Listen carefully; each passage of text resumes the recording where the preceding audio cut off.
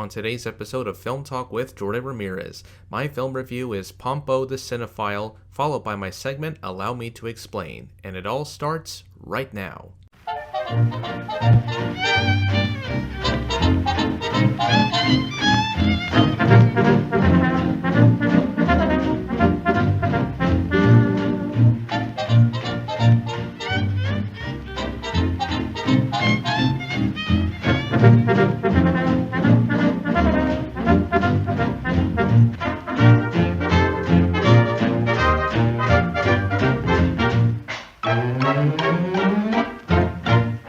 This is Jordan Ramirez, and you are listening to Film Talk with Jordan Ramirez.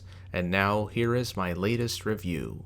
My film review for this episode is Pompo the Cinephile, released in 2021, directed by Takayuki Hirao, starring Hiroya Shimizu, Konomi Kohara, Ai Kakuma, Akio Otsuka, Rinko Otani, and Ryuichi Kijima.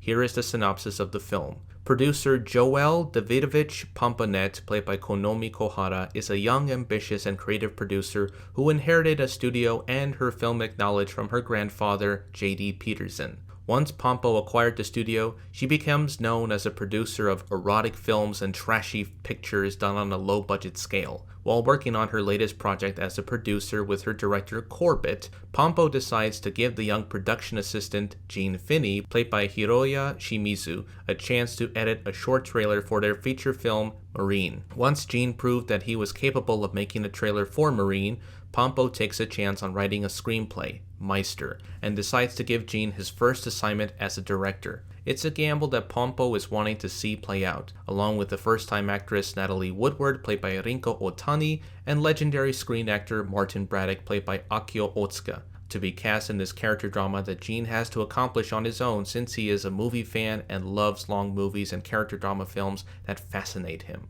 What do I think of this film? I love this film. At first, when you start to watch this film, one would think that the main character of the film is Pompo, as the title implies. Actually, when you watch the film, the real main character / star of this film is Gene Finney. Gene is a passionate film buff who has written about the sheer number of films that he has written in his notebook and the different styles and camera angles that he observes as a production assistant during the filming of Marine at Peterson Films. In one sequence in the film that takes place in the editing room, Natalie asks why Gene loves movies. Gene explains that ever since he was in school, he never had friends nor had the desire to do so. So he would watch movies. They would provide him entertainment, but he also feels enamored by the plots and characters of long films and feeling that he wanted to make a goal of making a film to which his audience can relate to. What I also love about this film are the visual metaphors to describe the process of the filmmaking business, as well as how the film gets made and the behind-the-scenes production that makes it so fun to watch and analyze them for those who have never been a part of the experience. One example of the visual metaphor is when Gene is in the editing room and as he is cutting the trailer for the film Marine, from the footage that was already shot and now stored on the computer while using Adobe Premiere Pro, he visualizes himself with a huge sword to cut the strip of film while piecing it together with another strip of film that is already cut to create a subjective trailer to lure the audiences in. Other examples of the visual metaphor include Gene's eye as a camera when he sees Natalie early in the film by putting together the appropriate color filter to capture the moment as she is walking on the sidewalk over a giant puddle. And after the screening of the film Marine, Corbett, the director, in one sequence uses his thumb and forefinger on both hands to create a frame box. And inside the frame box is the image that Gene had seen earlier as he is giving Gene advice on filmmaking as a first-time director. I also love the fact that even though the film is in Japanese, it mostly takes place in the United States by using American names instead of it being set in Japan, to show from an international perspective, as well as satirizing the film business in Hollywood as part of American culture. And also the clever use of satirizing the Hollywood sign as Nollywood. For those who are unfamiliar as to why it was changed to Nollywood, it is because in Japan, instead of a cat saying meow, they say nya, also similar to how a dog makes a sound in Japan by saying wan instead of woof. The film as I saw it is what I think the film industry should look like. Having a young producer who is younger than 30 and taking big risks and chances on something that had never been done before with young, fresh talent who know their craft in directing or acting, even if it is their first time. But it also focuses largely on creativity, teamwork, defying the odds when luck isn't on your side, and getting to know your audience is key as well. In a key scene that takes place in Pompo's office, Gene was asked about why he likes movies and what motivates him, since he wrote very detailed descriptions in his notebook. Gene said that he wanted to make a film like Cinema Paradiso, made in 1988, prompting Pompo to say that she hated that film. Gene stated that he likes movies that are 2 to 3 hours long. Pompo responds that she doesn't like long movies. Gene then asks why. Pompo then shares her backstory that when she was young, her grandfather would make her sit down and watch long movies which she didn't like, saying that she preferred only movies that are 90 minutes long, that are simple and easy to understand. She also says a quote that struck out to me: "Making them concentrate for 2 hours or more is unkind to the modern audience. Filmmakers should choose wisely and express their vision as concisely as possible." One may have a disagreement with that quote, but I would agree with her on that statement that the contemporary audience today would have a preference of what films they should enjoy, whether it is a long narrative film or whether the film is at least an hour and a half with as much character drama that one can churn through. It is a tribute/homage to the filmmaking business, even if the contemporary studio system doesn't want to take risks or gambles on a new film that is as good as the previous film from the last 20 or 30 years in the business. What I feel is that it is a film that is not just centered on Pompo, but also on the other characters who are hoping to make it in the business and become successful in their own right. Gene wants to become a filmmaker since he wants to make a film that will connect with his own audience. Natalie wants to act since she lived out in the Midwest in the middle of nowhere in a cornfield and living with her grandmother, hoping to make her proud that she made it. Alan Gardner, a young banker working for Hollywood Bank, was hoping to have a successful career but feels like a failure. Alan knew Gene when they were in high school together, and he ends up meeting him again when Gene was directing his first movie in Switzerland, and they would later meet up again when Gene was in financial trouble and would help him out later in the story. For the technical side of this film, the cinematography by Ko Hoshina and Uoyama Masashi feels like a real live-action film with the different camera shots, long takes, close-ups, medium shots, and angles, low and high, to give it some interest, and the use of focus pull in one sequence that takes place at a party is amazing to watch. Another strength of this film is the editing by Tsuyoshi Imai. The use of montage, fast-paced editing to give the film its raw energy and appeal makes it fun to watch, especially in the scene when Gene is editing his own movie in the editing room. The origin of Pompo the Cinephile began in 2015 when Shogo Sugatani originally wanted to use the titular protagonist in a late-night animated comedy show that unfortunately did not work out according to plan. Sugatani refused to back down and instead put Pompo as a star of her own manga series online on Pixiv that was published in 2017. The task of directing the film went to Takayuki Hirao, who previously directed other animated features such as Gyo, Tokyo Fish Attack from 2012, and Little Witches, Yo-Yo, and Nene, as well as working on episodes of God Eater and Attack on Titan in television. In an interview with Anime News Network, Hirao stated, "The person who introduced me to Pompo is a producer. He asked me to read the manga and tell him what I thought of it. From there, I was asked if I wanted to direct the film. It wasn't just a matter of whether it was interesting, but whether it has the themes I wanted to explore as a director." One of the topics that came up when we discussed Pompo the Cinephile was how it doesn't have a clear villain. In that sense, it's similar to Magical Sisters Yo-Yo and Nene. That was something I liked about Pompo, which was one of the reasons I decided to direct the film. It has themes that I want to express. End quote. Hirao's film was loaded with a ton of influences from Hollywood feature films. Takayuki Hirao. I was really inspired by Scorsese's Goodfellas with how the most important scene in the movie is at the beginning and meant to really catch the attention of the viewers. The inspiration I took from Whiplash came from the spirit of having to sacrifice something to chase your dreams. And then there's also a scene where one of the characters, Mr. Peterson, is cutting an old film, and the film that he's cutting is an homage to Taxi Driver. During the process of making this film, Hirao stated in an interview that he can relate to the main protagonist of the film, Gene Finney. When I was young, I was also the type that couldn't fit in with everybody else. So watching movies or reading manga or watching anime sort of saved me from loneliness, in that I was really able to relate to Gene. So I wanted to create a movie that has themes about the minority versus the majority, and the original work by Shogo Sugatani had a lot of those same elements. Also during the production of the film, Hirao and the rest of the staff had to work remotely during the COVID-19 pandemic since most of the animators were working from home to get the production moving forward. And of course, Takayuki Hirao felt indebted to the staff working on the film, without whom this project would not have been possible to make. Hirao's message on what he hopes to share with this film is this: If the viewers have a dream that they're chasing, I would like this film to be something that would nudge them forward. Maybe after they see this movie, they'll leave the theater thinking, okay, starting tomorrow, I'll try harder for my dream.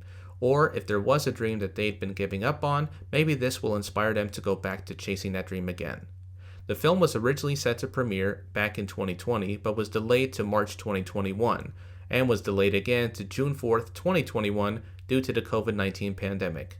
It made its debut in the United States on October 22, 2021, at the Animationist Film Festival and later premiering on October 29, 2021 in Los Angeles. It was later released in select theaters and cities nationwide on April 27, 2022. The film received positive critical praise and was nominated for Best Animated Feature Independent at the 2022 Annie Awards. All I will say is that I love this film, and that this film should be presented as an inspiration to those who want to continue aspiring to follow their dreams, whether it's acting, writing, directing, producing, or whatever pursuit you want to follow.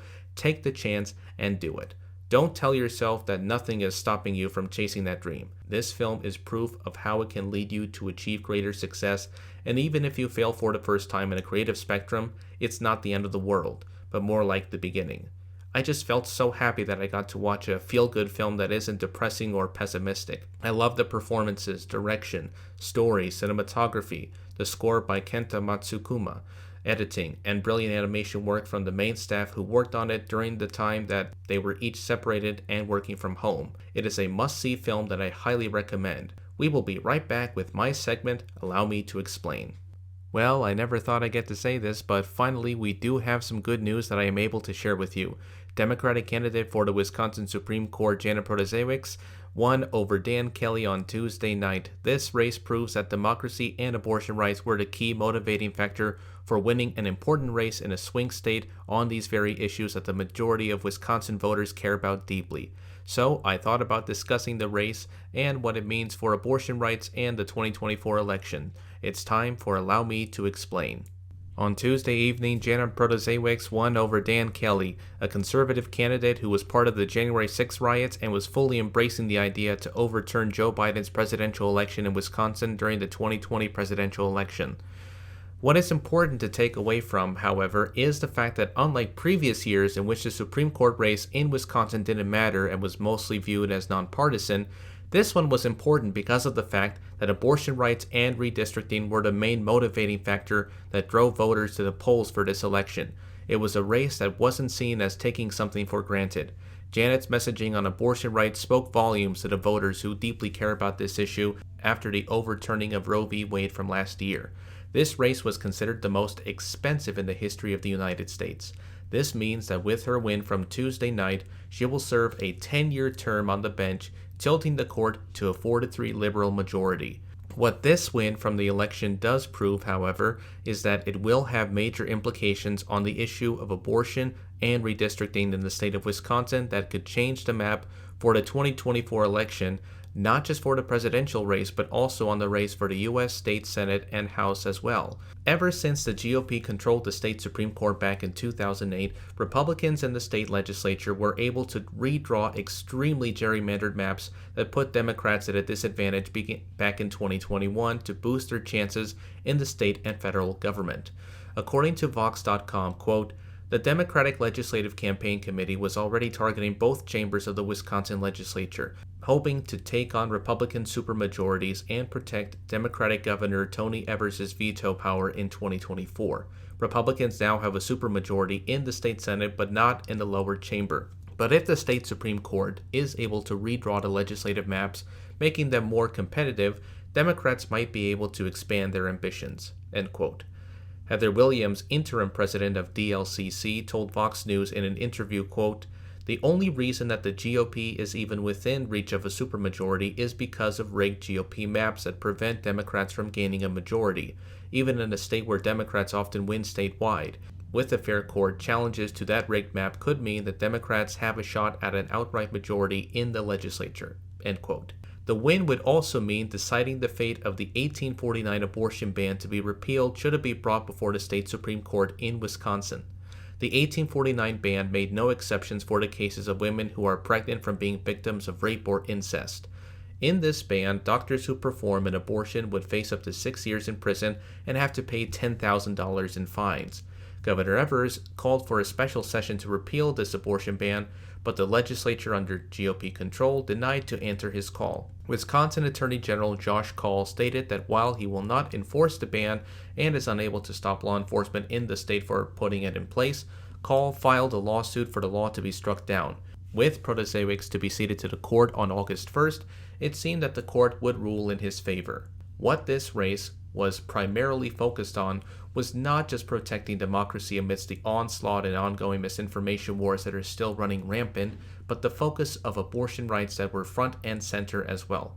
Let's not also forget that it was one of the main focuses for last year's midterm election. One example of this focus was in Kansas, when voters showed up to vote against a proposed constitutional amendment that would allow lawmakers in the state to restrict abortion access. Tom Bonnier, CEO of TargetSmart, a political data firm, said to Vox.com in an interview, quote, "The Wisconsin elections showed that choice is still as salient as a driving force for turnout and persuasion as it was in last year's midterms. Republicans continue to underperform due to the widespread perception of their extremism, something that the Dobbs decision brought into clear focus."